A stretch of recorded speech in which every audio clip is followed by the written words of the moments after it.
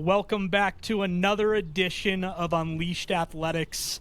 I'm your host, Brian Bonn. So excited for the episode that we have in front of you. I've been trying to get Dan Rigby on my show for a little bit of time now, and our schedules just never connected. But today is the day. Dan Rigby joins us, the owner of Win the Day Planner, a coach, educator, a man that can really talk about the space that we're in as a total. And again, just so excited to have him. Dan, thanks so much for joining us today. Yeah, Brian, thanks for having me. Super excited to be here. I'm zooming from a hotel room on the road right now, but when you reached out to connect today, I said I couldn't miss this opportunity again. So super excited to be here, and I appreciate you having me. Yeah, and thanks for making the time for me. Dan's at a conference right now with athletic directors. So again, just speaking directly into the space that we're talking about as a whole. Dan, like I said, is the owner of the Win the Day Planner. We will talk about that a little bit later in the episode. But Dan, I want them to understand who you are as a whole. So give them a little look into your coaching, into your education career, and a little bit into your ownership now. Yeah, I don't want to take up too much time with this because this is a relatively long story. I didn't go to school to be a teacher. I don't have a teaching degree. I was a mediocre wrestler at best, but I felt like as time went on, my calling was working with young adults, young student athletes. I became a teacher. I was a special education teacher for 5 years, and then I moved into the space of phys ed, as every young teacher wants to do, is jump into the phys ed world. I coached wrestling at the high school level. I was a brand new head coach at the age of 22 years old. I took over a really successful program, and I drove it straight into the ground. I didn't know what I was doing. I thought I knew what I was doing, but I had the luxury of having a lot of really good mentors and people guiding me, and so I was, lucky enough to win 3 state championships as a coach and be in the state finals a couple other times. And so we had a pretty good run of success in my wrestling programs. But I love teaching. It's what I love to do. I'm a PE teacher now, and I tell everybody, my Mondays and my Saturdays look the same. And that sounds very cliche, and people say things all the time they don't really mean. I literally mean it. And my colleagues, they're like, it's Monday, why are you so positive? And I say, it's Monday, why aren't you? It's like, it's just who I am. I love to teach. I love working with student athletes, and I think it's just my calling. And so when you know what you're called to do, it's not really work, so. Yeah, so a mediocre wrestler, I believe is what you said, your words, not mine, turned into a coach. What inspired you to get to that place where you said, I'm an okay wrestler, but I want to coach? Yeah, so I was a little bit better than okay. I had a really tough loss in the state finals as a senior, and I knew that some of the things that caused me to lose that match were self-inflicted. I put a lot of pressure on myself. Nobody put pressure on me. I wasn't mentally prepared for I was wrestling not to lose rather than wrestling to win. And I kind of looked back and I said, I don't want anybody to go through this. This was not fun for me. And so I wanted to be able to kind of, I don't want to say live vicariously through those student athletes, because that's not what I was doing, but I wanted to make sure that I gave people the chance that I didn't give myself. I had the best coaches in the entire world. I had the best support system in the entire world. It was a model. It was me. It was 100% me, and I really wanted to be able to make sure that the student athletes that I was working with were the best versions of themselves and did things right, and also really learned that the sport is what you do, it's not who you are. And I think I really struggled with that when I got done wrestling. I was Dan the wrestler instead of Dan the really good human being who liked to help other people and really had a purpose in life. And so I wanted to really get in the business of growing young men and young women in terms of wrestling and through the sport. So that was really it. That was that transition for me. Yeah, that's a beautiful story too, and I think one that you hear in coaching pretty often of something happened during my career and I wanted to give back. And I think that's always a sweet story. You spoke about trying to give the best experience to a kid, or a kid making sure that they become the best version of themselves. How did you experience that? When you were wrestling, how did a coach draw that out of you, that you would be the best version of yourself? Yeah, I mean, I was really blessed to have a set of coaches over my career that were literally the best. I mean, I couldn't have asked for better coaches, but I was also really blessed to have parents who instilled in me that being a good person always outweighs being a good wrestler. Like, giving back to your community and lending a helping hand to the person who's down on their luck right then, and how are you communicating with people, and the words that you're saying have power, and for good and bad. And so I wanted to be the person that when people sat in the stands, they rooted for me, not because I was a good wrestler, but because I was a good human being. And so I've said that to a lot of my athletes before. People don't always remember your credentials, but they'll always remember the way you make them feel, good or bad. So you those are the things that stick with people. And if you're not being cognizant of how you're living your life and what you're doing and who you're impacting, then you're doing a disservice to not only yourself but the people around you. And at the end of the day, I think that's significantly more important than the actual sport itself. I know that's probably not the most popular opinion, but nobody will remember how many matches I ever won in high school. I do. I'm the only person. Nobody else will ever remember that. But they'll remember if I acted like a jerk on the mat, or if I was picking on someone who was a lesser wrestler, or making a mockery out of a lesser opponent. People remember those things, and somehow they never forget them, and they put that experience and they tie it to your identity. That's the kid who always picked on the lesser wrestler. I always want to be the person who showed a lot of class. Yeah, and there's not enough of those people cognizantly trying to do that on a daily basis right now. And that actually transitions us pretty well, I would say, because I want to hear about now moving into coaching. What types of things were you instilling into those athletes to make sure that you were getting the type of athlete that you wanted to be, but more importantly, the type of person that we need these young men to become in order for our future to prosper? Yeah, two really big things here, Brian. Number one, I would love to sit here in front of you today and say, over my 15 or 17 years of coaching, I always was person first and character first. I wasn't. I just wasn't, right? Like, my first couple years, I really wanted to win. All I cared about was winning. And my athletes suffered because of it. I was 22 years old, and I didn't know what I didn't know. And so when I focused on the outcomes instead of the process, somehow my teams never met those outcomes that I wanted, if that makes sense. When I became more process-oriented, like the process of self-improvement, the process of how you're carrying yourself in practice and, before a match and things like that, all of a sudden the outcomes started to change, and we started to win. And I was like, I don't know if this is ironic or if this is just the way it's supposed to be, but for me, sportsmanship was always a big thing, but like community, giving back to your community and going out and being a face in the community is what our program is representative of, is giving back and being a servant leader, and how you do something is how you do everything, and if anything worth doing is worth doing well. All of those little things that coaches talk about a lot now, those were staples in my program. But I also want to say that I also experienced this over a couple years, that I had to realize that I had to be the best version of myself in order to give that to my athletes. And I think oftentimes as coaches, it's a do as I say, not as I do kind of thing. And I don't sit here and pretend to be perfect, but I became a significantly better coach when I became a better person, human being, right? Like, I had a lot of bad habits. I was dumb. I was young. I had to be a better version of me in order to give that. I watched Baywatch when we weren't allowed to watch Baywatch growing up, but there was a scene where the lifeguard used the body to shield themselves against the pylon, and they got a lot of crap for it. And they said, "What did you do that for?" And he's like, "I couldn't save that person if I couldn't save myself." And so I always say to people, like, you can't give what you don't have. If you're not living a life that's credible and wholesome, like, you're doing your athletes a disservice because it's not genuine. And so I had to learn that the hard way. Well, I think that you get to choose between that and glory, right? In your own mind, winning that state championship's glory. Yeah. And when you put those two things up to themselves, you oftentimes choose glory because it's shinier. It's shiny. It's better. And I think that's hard.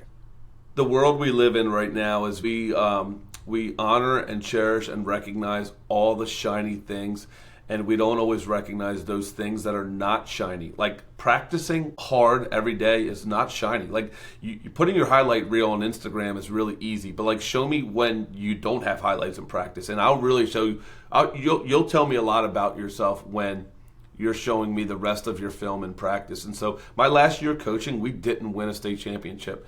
My team was good, but they weren't that good. It was the most enjoyable season I've ever coached, ever, because everything we did was just right. I mean, the young adults they worked the right way, they served the right way, they communicated with one another the right way, they were good siblings, they were good. It was just, everything was right. And so it was the most fulfilling year I've ever had in my coaching career. And we didn't win. We got second. Who wants to get second? Nobody wants to get second. I would take that 10 times out of 10 because of the way we did it. Yeah, culture today would say it's the first loser, I believe, is Yep. how people I'm cool with use that. Phrase. Yeah. But you knocked on something that we talk about all the time on the show, culture. Like what you're defining right now is your team finally got it. They got all the culture pieces that you put in place, and when it all came together, win, loss, or otherwise, you experienced true, probably joy and peace. Is that fair? Yeah, and I think the key word there is peace. And I want to go back to another year. I coached in 2018. My team had a fantastic culture that year. I mean, fantastic. And we were not the better team in the state. We weren't even probably the second best team in the state. We were probably the third or fourth best team, but our culture was so sound, and it was full team effort. We won a state championship. The next year, I returned almost everybody from my team. Best team I've ever coached in my life. Worst culture I've ever had in my life, and that was a year that I was not living. I was just like, I was single, I was out, I was doing these things, and like all this stuff was just not good. And I couldn't understand why my team wasn't performing the way that I wanted them to. And when I talk about it a lot, when you look in the mirror, it's like you drove that culture that way. You were the driver of that bus. Not to steal a John Gordon quote, but like I drove that bus, and I wrecked it because my culture was bad because of me. And fast forward to 2020, we lost, but our culture was great, and it was fulfilling and rewarding and everything that I think when you're process oriented, you hope for. And if you get the outcome, that's great too. Like I was, nobody wants to get second place, but I felt at peace about what we had did because I knew we did it the right way. And funny enough, the following weekend, we actually go backwards in Delaware. We go state and then a conference tournament. We beat the team that beat us in the state championship. And it was like, it brought a lot of peace. I think the way you described it was perfect. It brought peace. Yeah, and to speak further into the John Gordon piece, you're either coaching it or you're allowing it to happen. Exactly right. And we talk about that with the coaches all the time on this podcast of, as much as we want to point the finger at a bad egg in the bunch or whatever, we usually have to be pointing the finger right at us as coaches because we know whether or not we're allowing that thing to happen. We can shut it down that fast if we want Correct. to. And we Correct. choose not to. And like you said, it might have been a moment in time in your life. It also might have been, I don't have to work as hard this year. I got the team that's going to win regardless of what I do. And what you end up learning is you allowed guys to get away with things that might be life-altering later down the road. Yeah, and Brian, I don't want to go down a tangent here, but this is so important, and I live this in the teaching world right now. I'm in a public school, big school.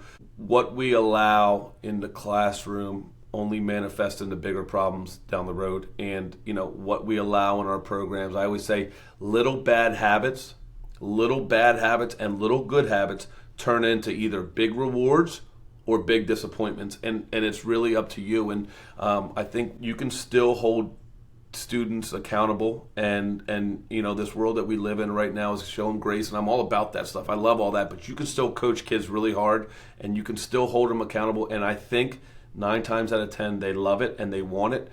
That year I was very permissive of things that I knew weren't right, but I just kind of turned a blind eye because I thought that if I would have addressed it, it could have compromised what was coming down the road of winning a championship. And I didn't address it, and it still cost me. So it always comes back to you. Well, Dan, I would say the ownership you're taking in this shows the type of coach that you are, or were, or wherever you're at. But, Yeah. but there's not enough coaches out there that when they can prospectively look at a season, be able to say, I didn't do good enough. They're oftentimes saying, I should have done more practicing. I should have brought up that kid to varsity or whatever it might be, but rarely are they looking internally and saying, that wasn't a good enough experience from me. I need to do better. So kudos to you on that. I want to go backwards just a touch. You got into practices and making sure that they were working hard and do it like you can grind them if you need to. I don't think people understand the difficulty of wrestling in general.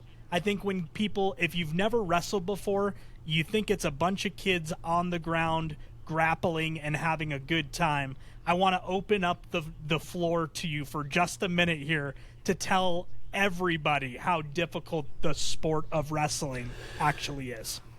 Yeah, I think I think everybody knows it's tough, right? It's a physically demanding sport. You have this idea that you have to manage your weight and all these things, but I think when you put everything together, it's physically grueling. It's winter time, so it's dark when you leave the house. It's dark when you get home. It's cold. You're managing your weight. You're not able to indulge on two holidays, Thanksgiving and Christmas most of the time. So you're dealing with that piece. The stress level that a lot of these athletes deal with in terms of having to compete against teammates to earn their spot with a wrestle off, but then the stress of it's just you and somebody else, right? And there's no hiding. If you're the offensive guard in football and you miss a block, film will show it on Monday, but not everybody will see it. If you mess up on a mat in front of 1,000 people, everybody there's no hiding. So the stress level goes way up there, and then you couple it with all those other things that I just mentioned, and mentally wrestling is really, really tough. And the highest achieving wrestlers are normally the wrestlers who have built this resilience and this mindset where they can do all of these things and still be able to perform, and that's not easy to do. You can have some success just by being athletic, but to be like the top dogs, they just had the Olympic trials this past weekend, and to be able to see those guys and girls compete at that level, there's so many different factors that go into it that I think a lot of people don't always recognize that really contribute to not just small-term success, but consistency in wrestling is really, really difficult. I would agree 100%. The other thing that I enjoy about wrestlers, they are students of the game. When they are at tournaments, when they are wrestling duels, whatever it might be, they are always studying other people and what their moves are. And you don't get that in every single sport. Sometimes you can get away, like you said, with athleticism, but wrestling is so tactical that these kids are always looking at what's the next best move that I can add or that I can be focused on to make sure it can't be used against me. And I just really appreciate that about wrestlers as a whole. Yeah, I think at the higher the level, the more that's really shown. There's a lot of coaches who say just do what you do really well, and I think that's really true if you're really, really good. But I think wrestling is one of those things that's such a matchup stylistic sport where Brian can be really good at this and I can be really good at this, and I might be a better overall wrestler, but that style, it's just kind of like MMA, right? Where, the jiu-jitsu guys, if they can get the fight to the ground, they have a chance, but if they stand up and strike, and so all those things come into play, and wrestling's no different. You just take away getting punched in the face. You can't do that. So the other thing I wanted to mention was you mentioned those high caliber wrestlers.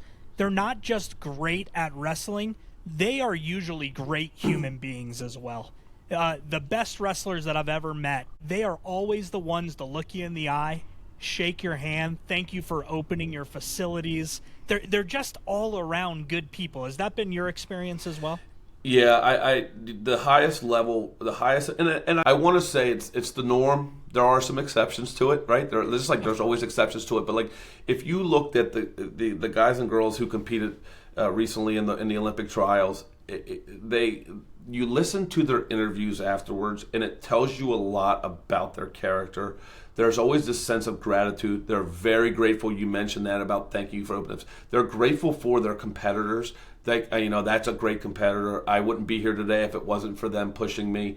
They've made me better.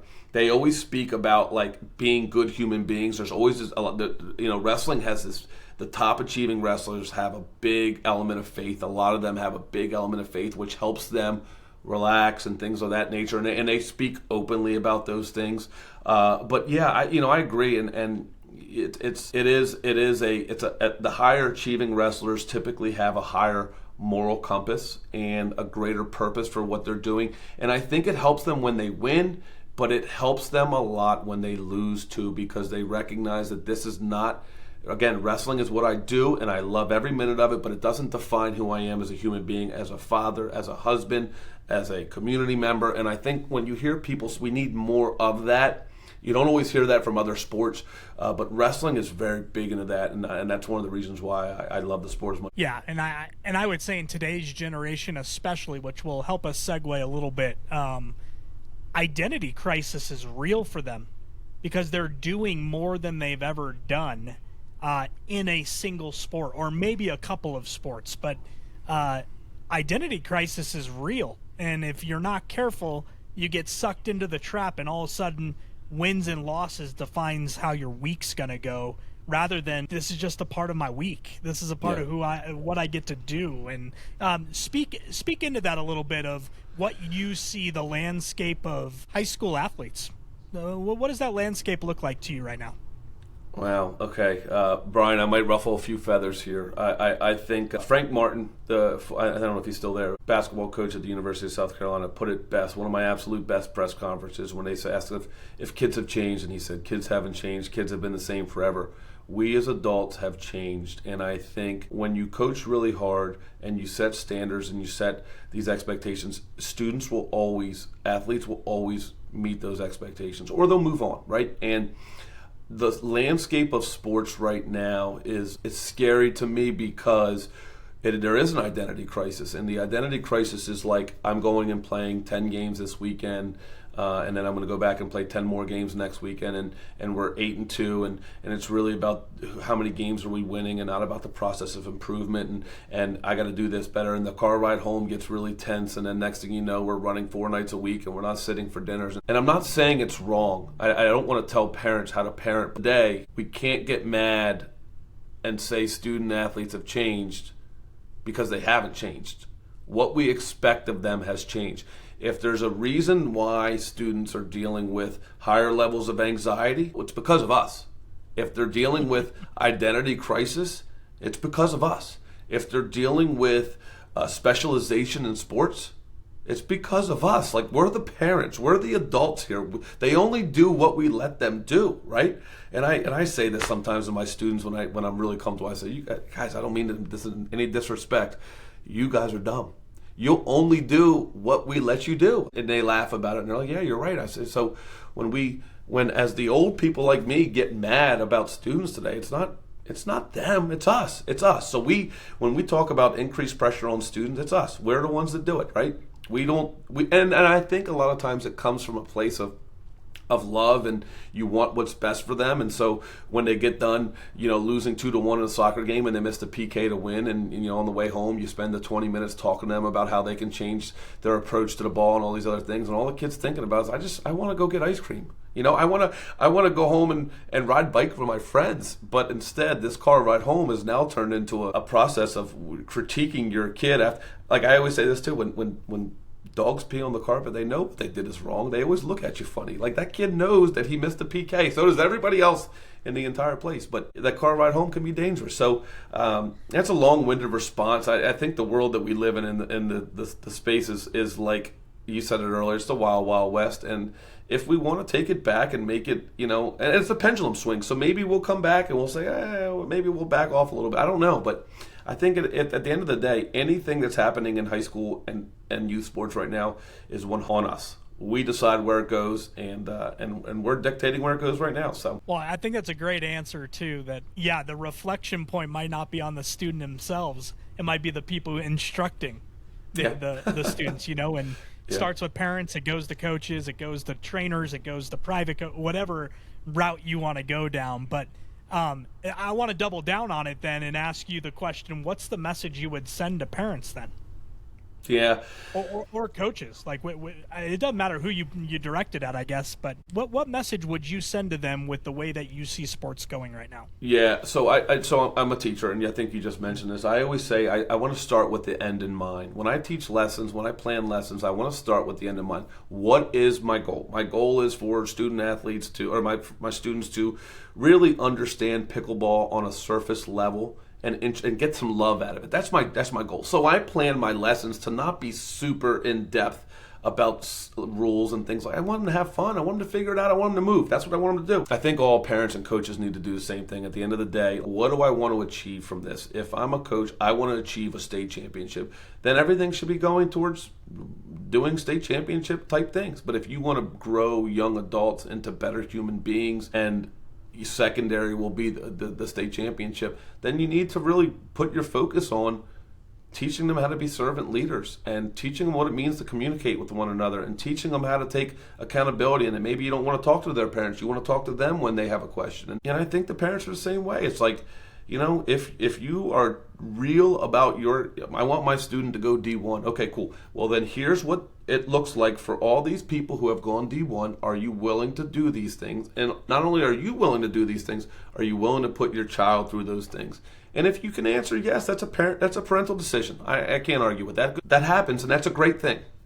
But I also think you both need to be on board with it, because if you want it more than your student athlete, it's going to cause a big problem in your relationship, and you can't get that relationship back. So I think being really honest about what it is that you want, why you want it, and how are you going to get there. I think those three things are crucial, and I think those conversations can be had and should be had often, and I think they can change. I think it's always like, hey, when you were in 8th grade, remember we talked, you wanted to go to Duke and play basketball, and we did all the things necessary. We were at travel ball tournaments every single weekend playing 10 games and practice 4 nights a week, and then you told me when you were a sophomore that, Dad, this is not fun for me anymore. I don't know that I want. Then okay, let's go back, because at the end of the day, this relationship that you and I have is way more important than you going to do.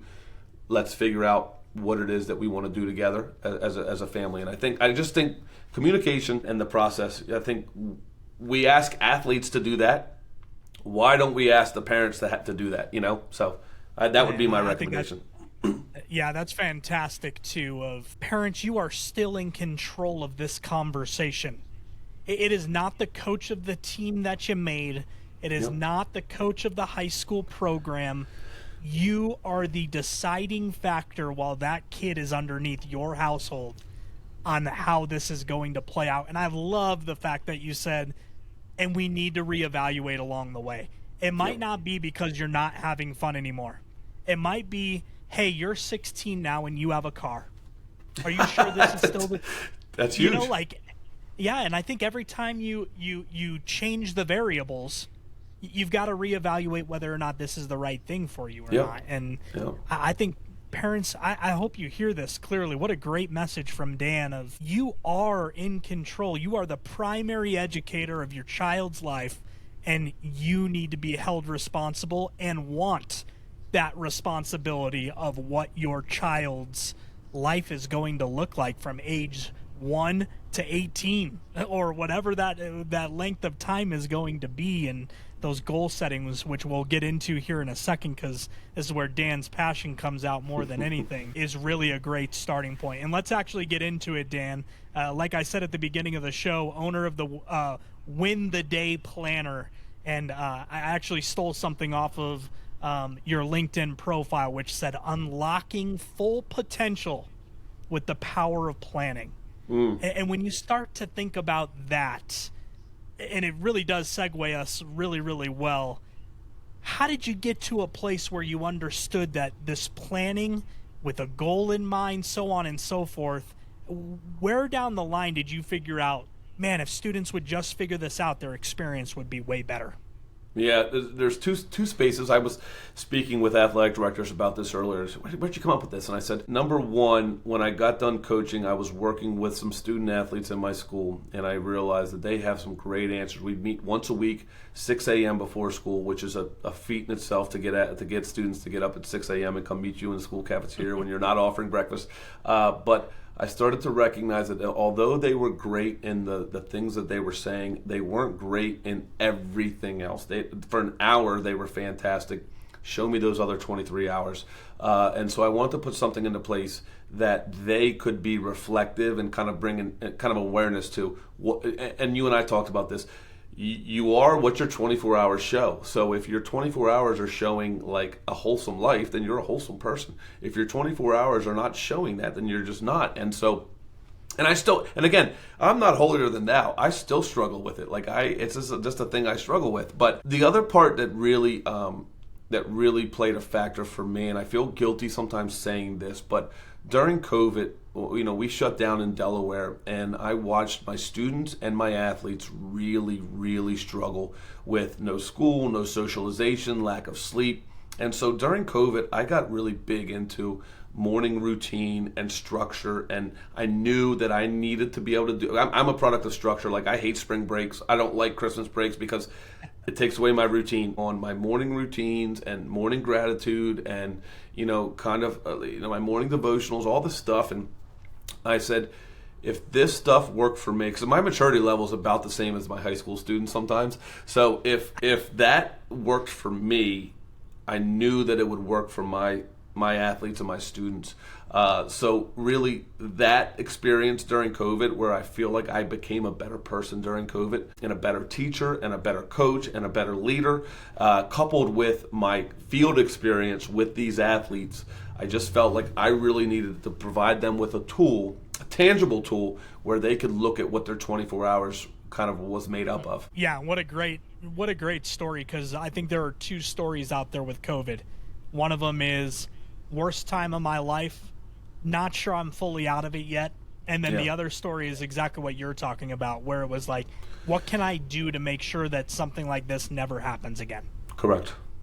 Yeah, and I think like being there, being the coach, it was like I need to be the best version for me, because my athletes were lost. I mean lost. And so I needed to make sure I was good so I could be good for them. Yeah, we probably haven't talked about that enough along the way, but I don't know that enough people checked in on coaches during COVID. We were so worried about kids and how to get them back playing and back in the classroom and everything else that we didn't take time to say, hey, coach, you doing okay?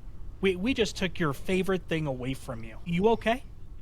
And Brian, I'm not sure that happened enough along the way. I'm going to say something else that's going to ruffle feathers, and I think as principals, I hope principals aren't watching this, but I think principals need to do, principals always say I'm student first, and I think they're wrong.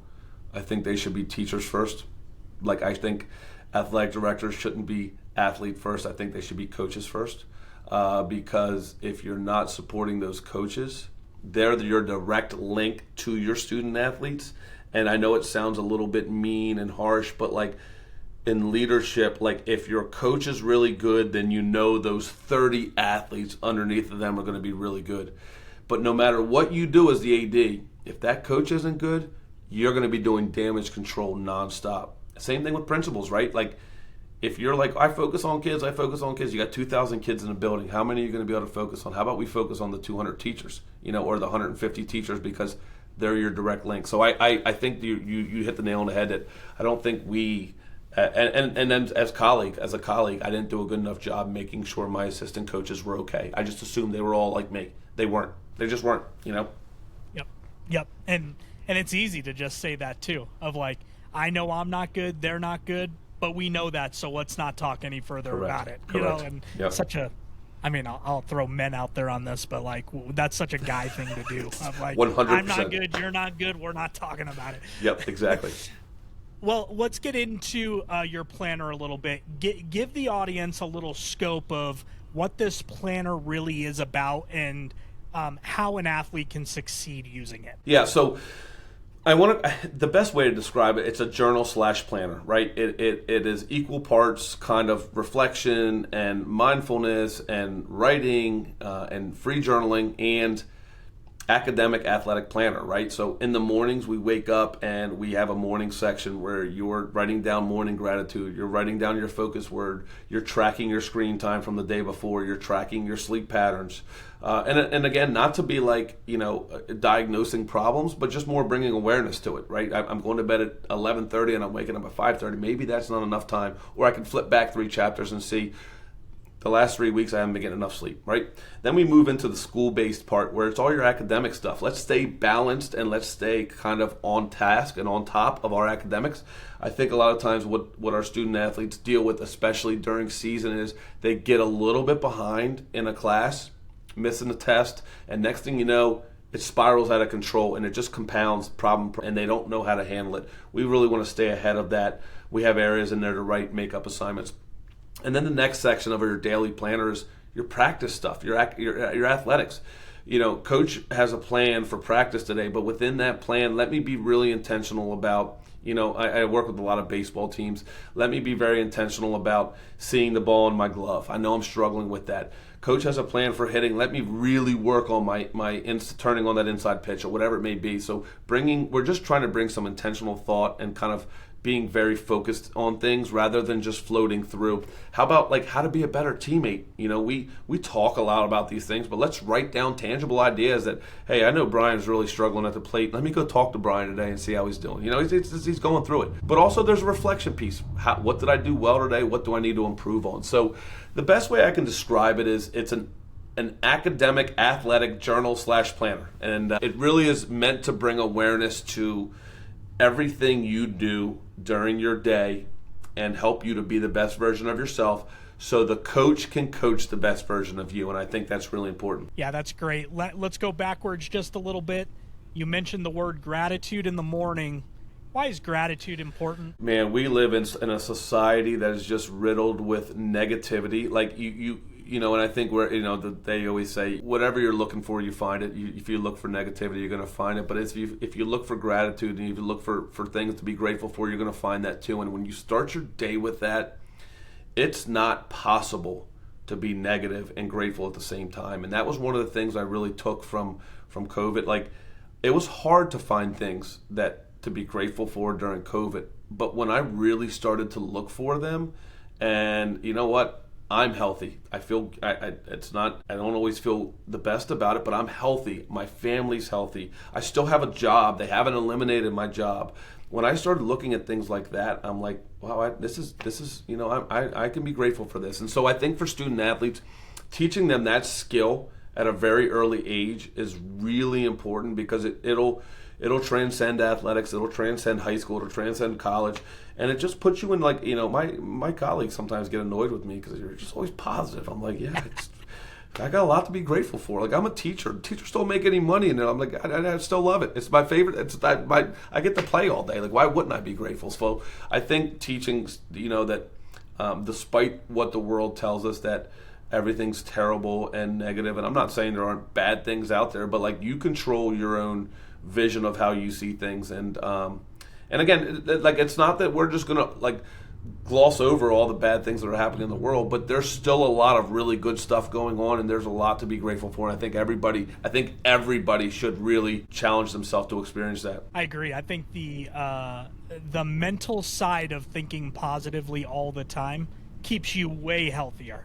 Yeah. Way healthier when you have a positive mindset. So as annoying as you might be to your colleagues, I guarantee the reason why you're annoying is because they don't always find all those good things that you are writing down on a daily basis. That mental psyche is huge in order to be successful on a daily basis, I believe. So I kind of teed you up on that one because gratitude is one of the most important things we can do throughout an entire day. And if you were to start the morning and finish the night, I just don't know how you could wake up the next morning and not feel a ton of gratitude all over again. Man, I went to bed thinking about the amazing things that happened. I'm waking up, I'm writing down what I'm grateful for again, and let's go get the next day because I'm about to crush it. So really appreciate that that's in there, and that's a part of the structure that you guys go through. As you go through the planning portion, what have you found is so important to plan for let's call it a 14 to 18-year-old? Why is it so important for them, and what fruit have you seen come out of it? Yeah, so I'm going to go backwards just a minute too, because the very first thing of the day is your gratitude, and we just put in a new field, which is your one win of the day. We want you to end your day with one big win of the day. You were perfect there. I think for 14 to 18-year-olds, one of the things that, in terms of teams, the things that teams are saying is, and it's the most simplistic part of our planner, we have a word of the week, we have a quote of the week. Those two things have created dialogue and communication amongst teams. I have to talk about what our word of the week is and why is it important and what does it mean. We also have to talk about the quote of the week. I think just in schools and just in society, these things right here and our phones, we've really lost the ability or the willingness to engage in verbal communication and talking to one another. And so almost every team we work with says, I know it's weird, but like these are our favorite things so far. And I'm like, isn't it funny that people still enjoy talking to each other and the words and before you know it, these things carry over, right? Like now all of a sudden, because I've talked to Brian and we've talked about what compassion means or empathy means, whatever our word of the week is, now when we have a conflict, we can resolve it face to face in a way that's dignified and appropriate. And when we're on the field and communication is vital about what's going on, those things are important. That's been the most fruit-bearing part of this whole process is really that. But then the other part is the reflection, right? And I think because I'm a super reflective person. You've heard it, I've aired a lot of my dirty laundry already, and so that's a skill that a lot of young athletes don't have because they've never really been asked to be reflective. They've just always been told. They've always been told what is going on rather than being like, well, what do you think you can do better? Like, talk to me about what you think you can do better. What did you do well? And when that narrative shifts a little bit between me telling you what you did wrong and you telling me what you can do better, we've spun it and we get the same result, right? Like, okay, yeah, you know what? I can really be better at my approach to the plate. I'm rushing. I'm a little too aggressive. I'm swinging at pitches instead of me saying you're swinging at all the pitches you shouldn't be swinging at, you big knucklehead. What can you do better? I got to be a little more patient at the plate, and I get the same result, probably a better result. So I think that's another one of the big things that we've really seen from teams and coaches. Well, and that's really interesting as well. Let me add this into it. Are you having those conversations during, or are you recommending that those conversations are happening during practices? Yeah, or is that so something that happens pre-post or? Yeah, we're kind of two-faceted here. We implementation of our planner is really important. We've only launched since June, so we've seen teams do it really, really well, and we've seen teams do it not so well. Like, just being honest, the teams that have done it the best always make it part of their system and part of their routine. Like, they'll do 10 or 15 minutes before practice where they'll sit in a group and they'll talk. Some of them will use it as a leadership tool where they'll have their 4 captains take teams, take groups, and talk. And I love that. I think the other thing is we have a mindset coach on staff who will meet with teams, and the biggest request, she has a whole menu of things that she can do, meetings on. But the biggest thing lately is effective communication. What are the communication strategies that we can employ in our team during games and things like that? And she always comes back to this. Everybody says, we have these communication breakdowns during games. I said, well, guess what? It's not because of the game. Something is broken down in your practice. You can't just expect those things to just... Well, we met with the mindset coach and they said we're going to fix it. No, we need to practice this stuff. We need to practice some adversity in the diamond or on the basketball court or on the wrestling mat so we can practice what it feels like when we're not happy and we're still communicating with each other. So we do a lot of it during practice as well and prior to practice. I think that is one of the most effective things that I learned in my coaching career was implementation during practice, not prior to or after, bears so much more fruit because you get your athletes at the best and worst times.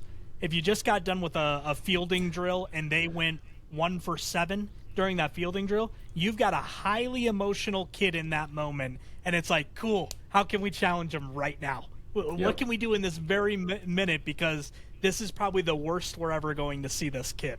And I think coaches are scared to do those things because it interrupts the flow that they are trying to create the consistency, but sometimes breaking that can be very important. Wouldn't you agree?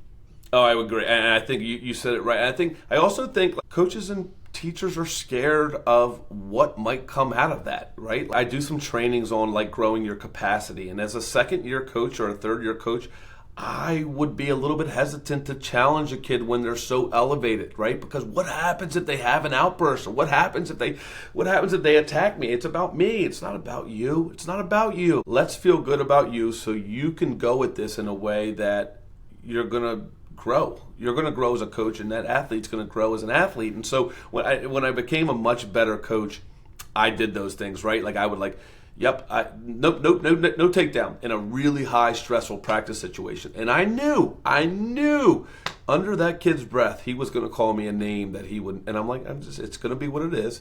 And then I'm going to go visit it and work on a strategy to deal with it, because those things happen in matches. And if we shy away from them, if we're like upset, they're just going to explode on the umpire when it really matters. They're going to explode on the referee when it really matters. And so if you don't teach them to deal with those things, it's not going to go well. Yeah, we used to say 20 to 30% of your practice should have failure.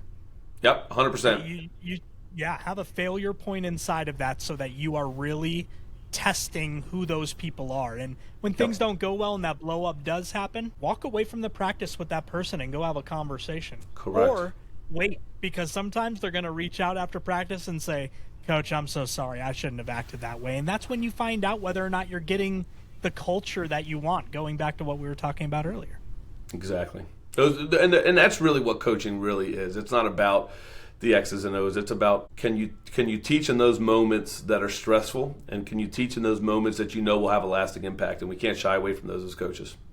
Yeah, that's exactly right. What else do we need to know about your planner, Dan? What else is in there that will inspire people to get online? And we'll talk about how to get it in a little bit here, but I want to know if there's anything else they should know about it. Yeah, I mean, we have a paper-based planner. It's 20 weeks. We have some free journaling in there. We have instructions for everything. And not only do we have like these fields, but we give an appendix that gives recommendations. So like sometimes if you're doing it by yourself, how do I be a better teammate? And it'll say, look in the appendix. And it'll say, take that person home that is struggling. It'll give you recommendations that we think are important. Or what do we mean what am I reading? Well, there's an appendix in the back of our top 10 favorite books, and that list is always changing. So like check out a book that we're talking about or something along those lines. What we found was a lot of athletes really like the paper-based planner, but some don't. Some, it ends up in the bottom of their gym bag, and for us, that's money wasted. So we created an app. We have a mobile app now where student athletes can get it on their phone. It's on the Google Play Store and the Apple Store. We have a 1 month and a 1 year subscription. But the thing I love about the app is there's a content library built into it. So at the bottom, there's a whole playlist of videos that we've recorded with sports psychologists from all over the country, leadership experts, nutritionists. I have a nutritionist from the University of Florida and the Toronto Blue Jays that talks about the importance of pregame eating, of sleep, that talks about the importance of hydration. So we kind of have a built-in tool on the app where it's a one-stop shop. So that's really important. And then lastly, I think the thing that I like the most is this is a learning experience for me. As the owner of this thing, I get a chance to go along on the ride. I had a team tell me, we love your app. We love everything about it. But the reality is some of these things we're just not going to do. Like it's just too busy. Is there a way to hide the fields? And I said, not right now, but I'll go figure it out. So I talked to my developers and we go figure it out. Like, what a great recommendation. I'm learning. Help me. I like it. Someone's like, can you find me a video? This is a great one. I just had an athlete go down with an ACL injury. She's really struggling. Soccer has been her thing forever. I don't know how we're going to. So I found this sports psychologist from the University of Minnesota who was literally in the process of finishing her research on 8 things that will dictate whether an athlete comes through a severe injury mentally well and emotionally well. And I'm like, here's a video we literally made for you. And these 8 things are, do they keep the community with the team? Are they having open dialogue with their team, with their care team? So we put all that stuff out there because people are telling us that they want it. And so for us, that's been fun. So we're excited about all that. Yeah, and that's incredible. I think this generation's walking away from hardbound books and anything that is tangible, so to put it right in their hands. through an app is exactly what they need. And Yep. not that we want them on their phones longer, but if they're doing the good work on it, That's exactly I right. think it's worthy of that. So Agreed. that's great, Dan. Thanks for sharing that. How do they find it? You said it's on it's on Apple and it's on Google. Where else can they learn more about Win the Day? Yeah, our website, Win the Day Planner, is active. It has all of our individual purchases. If you're an individual and you want to buy it, it has a link to both stores. If you're a team and you want to buy it, we have bundles there listed. You can purchase directly. We can send you an invoice, whatever it is for your district that you need. Bulk pricing for the basic planners. Individual planners are on Amazon. We try to make it as easy as possible. But in addition to that, our content library and our blog are also both on. So even if you're like, I don't know if this is for me, but I'd love to check out some videos, go check out some videos. We're in the process, and I don't know if I should say this yet, we're in the process of finishing an AI generated bot that will provide sports mindset training for athletes. So if Brian wants to know, I'm really nervous before a game, you type it in, that bot will read all of our videos and respond to you about how to react under pressure, what videos to watch, what to do. So we're all that stuff's going to be free. At the end of the day, like, we're in a business, but we're also in a business of like helping young adults be the best versions of themselves. So winthedayplanner.com, that's where you can find all of our stuff. I got some exclusive information on this podcast. Yes, you did. Yes, you did. Yes, you did. Love that. Dan, before I let you go, I would love for you to leave something with the audience, whether that's parents, whether that's coaches. What do you want to leave with this audience? What's on your mind? What's on your heart? What's going on? And just something, a token of information that you can give them. Yeah, I met with a soccer team the other day, and I think one of the things that I believe is most important for athletes is never take this time for granted. Your athletic career can be over with a bad step on turf. It could be over when you graduate high school. It could be over when you're done college. These are some of the best times of your lives, and I think if we're not like the number one reason that students do athletics is because of fun. And if you're not loving what you're doing, you got to really reevaluate what you're doing. So don't take these moments for granted. You're not going to get this back. Don't live 5 years down the road, 10 years down the road. Old guys like me would say, you hear it all the time, I'd give anything to do it again. And if you live where your feet are, make the most of every moment. Love it, enjoy it, be with your friends, enjoy the way you guys get to work together as a team, because you don't get a lot of experience in life like this. So enjoy every moment. Man, what a great message. And fortunately, I think that's for everybody. That's not just for the student athletes. Coaches, you need to enjoy the moment. Parents, you need to enjoy the moment. And then athletes, you need to enjoy the moment. Dan, I can't thank you enough for coming on the podcast today. It was everything I was hoping it would be. And I know it took a little longer to get you on, but so thankful for all that you're doing to improve the incredible lives of these athletes, and thankful for the idea in you stepping out on a limb in order to make this thing happen, turn it into something that's tangible for our athletes. So thank you so much. Brian, thank you. This has been a pleasure. I'm glad we got it done. I've been looking forward to this. So just thank you for the platform, and thanks for doing this for student athletes of the world. Absolutely. Everybody at home, thanks so much for watching another edition of Unleashed Athletics. As I always say, go do the work. Dan, thank you one more time. And if nothing else, people, at least give it a try. Go on to Win the Day Planner, and let's see if this is the right thing for you. Thanks so much for tuning in. Yep.